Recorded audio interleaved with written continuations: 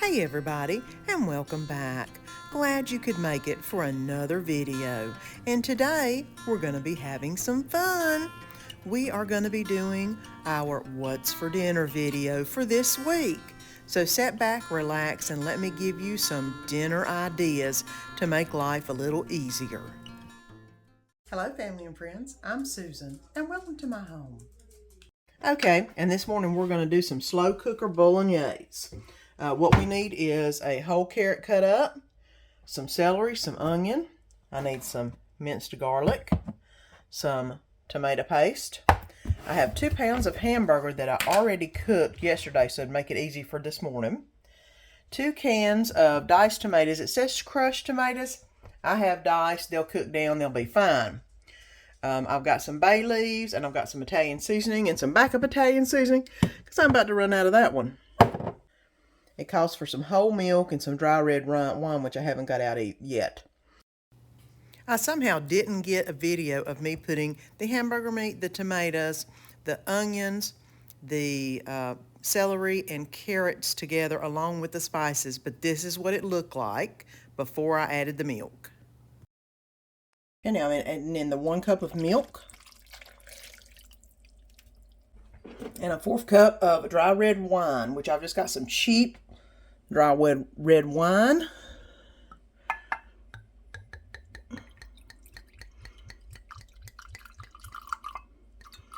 Okay, 1/4 cup.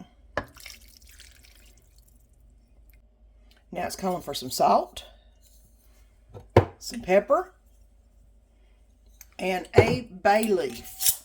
Don't forget to fish the bay leaf out whenever you get ready to serve, because you can't eat it. Can't eat the bay leaf. And I'm going to put this, the top on this, lock it down, and then turn it down to low so it can sit here and cook all day. And I'll show you what we've got whenever I return home. Hey everybody, it's Susan, and tonight is Monday night, and I'm going to try a new crock pot recipe. I have made bolognese sauce before, and it didn't have enough flavor in it. I like a lot of flavor. It doesn't have to be, lots of spicy, but it needs to have a lot of flavor in it. So I saw this recipe for crock pot bolognese, and I thought, okay, I'll try it and see how I like it. Well, I put everything in it this morning, and I've come home to the crock pot, and it smells amazing in my house. And let's see where we wound up flavor-wise. I've got a few things I can add to it if it doesn't have enough flavor in it to make it taste really good. But that's what happens whenever you get a recipe. Sometimes it's a hit, sometimes it's almost a hit, and the ones that are just total misses, well, there's not a whole lot you can usually do with them. But this is how you make a recipe into something amazing. So, my ponytail's already up. Let's get to checking on this bolognese sauce. Okay, and here is what it looks like. It isn't, well, let's first of all take out the bay leaf. We don't need that anymore. And the tomatoes didn't cook down as much as I thought they would. I mean, neither did the carrots, but usually in bolognese sauce, unless you absolutely mince them to pieces, you're going to see bits and pieces of it, which is fine. But the thing is, it doesn't seem like it has a whole lot of flavor to it. I did try it earlier, and I was like, it's good, but it's not, it's flat. It's not got a lot of that Italian flavor that you like in a spaghetti sauce. So I've wound up adding in half a can of the spaghetti sauce that I had on hand. I added in a can of tomato soup, condensed. I added in probably a teaspoon of garlic powder, half a teaspoon of onion powder, an extra 4 tablespoons of Italian seasoning, which I had 2 different kinds I used. And now it has got the flavor and the bite that I like. So it's ready to go now. Whenever you make a recipe, you can never tell if it's a good one or if it's a bad one, you know, or if it's good but you can make it better. This one was good, but I needed to make it better. I like my spaghetti sauces or bolognese tomatoey with lots of flavor, and now this has got it. So whenever Danny gets home, we'll get the spaghetti ready and get it plated up. Okay, here is the spaghetti. I got a little garlic toast going on.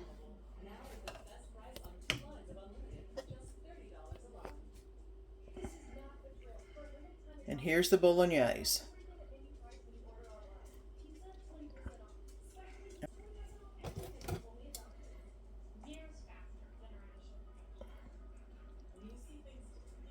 Okay.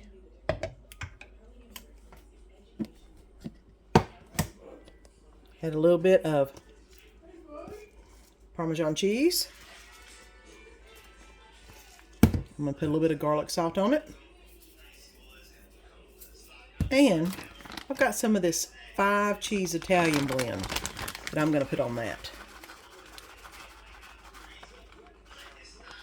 Okay. Here you go. Bolognese.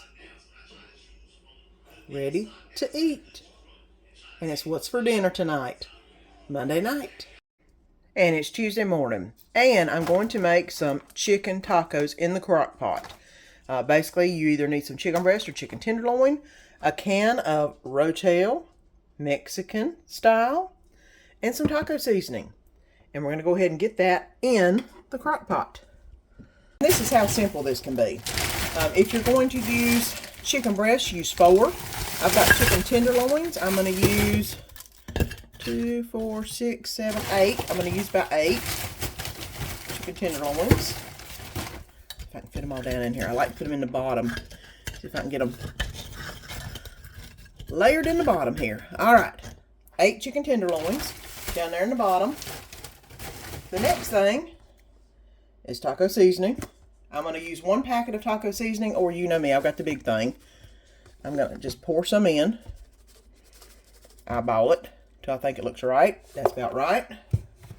And the can of Rotel. Now,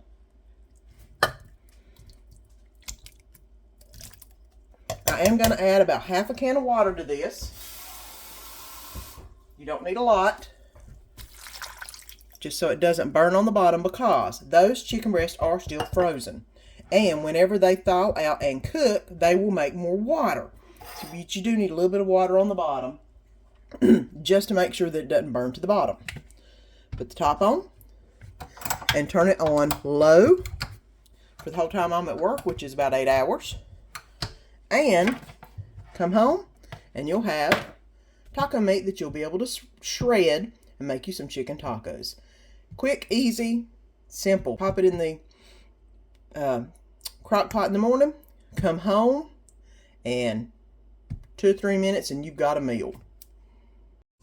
Hey everybody, and it's Taco Tuesday. And of course, what would Taco Tuesday be without some type of a taco meal?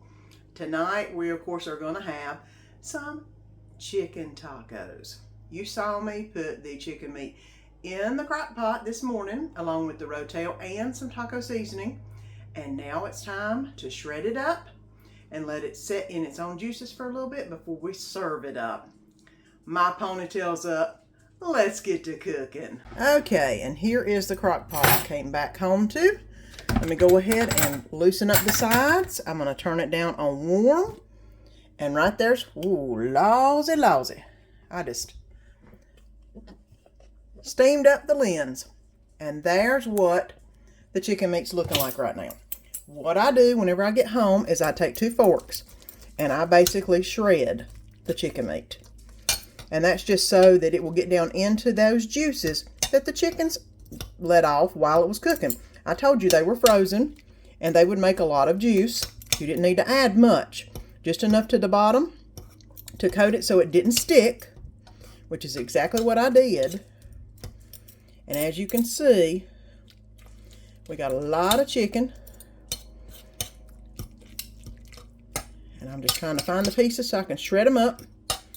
Now, I think 8 chicken tenders is what I had in here. But that leaves a lot of meat. to make your chicken tacos with. So now, I've got this on warm. Don't need to add anything else to it. It's all good. We just need to put the top back on, wait for Dan to get home, and serve it up. Because that's how easy supper is tonight. Okay, let's get to making some tacos.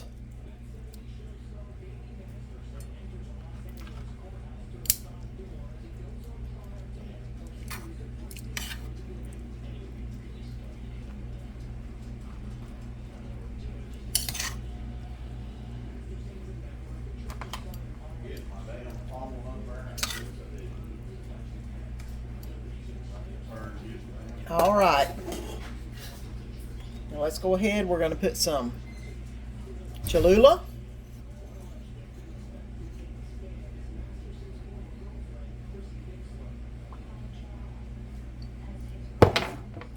some Tabasco, green Tabasco that is,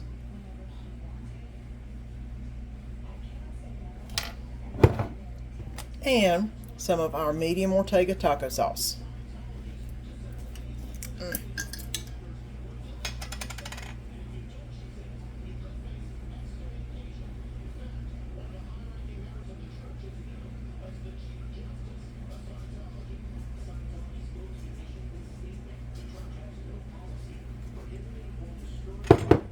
All right, now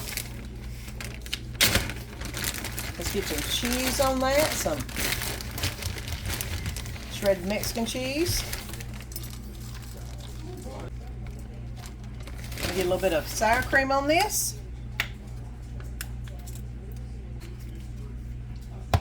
Tacos, Danny style. That's what's for supper tonight. Okay, and it's Wednesday morning. We're going to do some quick pintos. You've seen me do them many times before. I've got 2 cups of pintos. I'm going to put in some ham, which I have a good little hunk of ham. I'm just going to go ahead and put in there from a ham that we had from either Easter or something like that. And then I'm going to add 8 cups of water. And there's 4. And here's the last 4. All right. And then the secret ingredient, Lowry seasoning salt. Y'all know I love this stuff, but it makes pintos taste so amazing. And I'm going to give it a very liberal sprinkling. There we go. Now, this is ready and set. I'm going to put it on high, not low, high, the whole time I'm going to work. I did not put my beans in water overnight. They have not done that. They are just straight out of the container and rinsed off, and then there they go. So, high all day, and you'll come back and you'll see beautiful pintos. And that Lowry seasoning will make them taste delicious. So, see you again whenever I get back from work. Hey everybody, it's Susan, and it's Wednesday night. It is cool outside, so it is time for some pinto beans and biscuits. I put them in the crock pot this morning, and they are ready to roll now. So let me show you how that's looking since it's been cooking all day. And it's time to plate some pintos up. Look at that. Oh, goodness gracious. Let's go ahead and get this plated up. Danny likes a lot of juice. I do not. We're totally different. And then I'm going to add some little Lowry's over the top of it. He likes a little raw onion and a couple pickled okra to go with his, which this is our favorite. Put a couple biscuits on his plate. Look at those layers. Homemade biscuits, babies. There we go. A little salt. A little pepper. Pinto beans. It's what's for supper tonight. Okay, and I'm trying something I found on Pinterest. I am going to do a whole chicken in the crock pot. Yes, I know. I was like, what? But yeah, they've got it down, so I'm going to try it. And I'm going to be using this chicken and poultry rub from Lowry's on it. This is the seasoning I use on my turkey for Thanksgiving. I'll make little tunnels underneath the skin, put butter in there, and then sprinkle this all over the top of the turkey before I bake it. It makes the turkey so good. And of course the butter makes the turkey so juicy too. But I also use this on my chicken whenever I bake chicken. But I'm going to be doing it in the crock pot. So let's get that little bitty bird in the crock pot. Now, it did say to use a piece of aluminum foil and kind of roll it up to put underneath the bird so it doesn't stay on the bottom of the crock pot. And this is exactly what it said to do. Roll it up into like a little spiral, which is what I'm doing. I'll press it down a little bit, and then you put the bird on top of it so it lifts it up so it doesn't stay down on the very bottom. And then here is my little bitty bird that I got on sale. And I'm going to put breast side up right here. Put it on, put it on the aluminum. Let me raise this up so you can see. It's a decent little size bird, but it fits perfectly. I'll try to put it in the very middle. And I'm not going to put any juice in it. It didn't say put juice inside of it. And I'm going to sprinkle it with the Lowry's chicken and poultry rub. I mean, I am a liberal sprinkler. I go to town on it. I got the wrong side open. Let me get the right side open. There we go. It's got two different sides. Yeah. Now I'm just going to pat it all in. There we go. Now, I've got this on low. Let it cook all day while I'm away at work. And we will all see how it looks like whenever I come back. They do say that at the end you have to get it out and put it under the broiler to get the top skin crispy, which I will do that. That's not a problem. That's an easy do if the chicken's completely done. So, we'll find out when I get home. But other than that, see you whenever I get back from work. Okay, and I've came into something smelling really good. And this, is fogging up the thing. This is what the chicken looks like, just in the crock pot with the spices on it. The skin is basically, not crispy, but if you didn't care for crispy skin, this would be all you'd need to do. I am going to go ahead and put it in the oven under broil and let it broil for a little bit, see if I can crisp up the skin. It's all cooked and all the juices that cooked out of the bird are down around on the sides of the bird. So it actually did better than I thought. Well, we'll see what it looks like once I put it in the oven, and I'll bring you back to take a look at the final product. And after roasting it in the oven for about 2 or 3 minutes, the skin is crisper. I didn't get it too crisp because I don't care for the skin that much. But it looks golden brown. Mind you, the wing fell off. It's so blasted tender. I've got some gravy going that I put a cornstarch slurry in to thicken up real quick. And of course, some mixed greens. And 90-second rice. So let's get this bad boy plated up. Guys, here's one of the chicken breasts.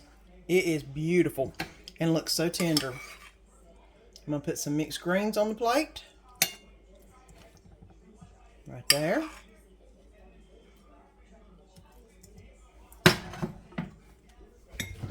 Some quick rice.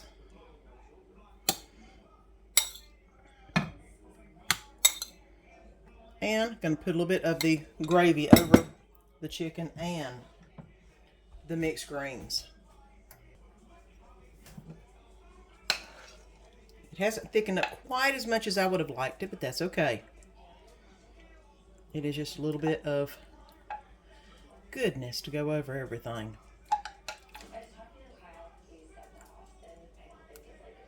Okay. Here we go. whole chicken in the crock pot. Who would have thought it? But it's what's for dinner tonight, and it looks dang good.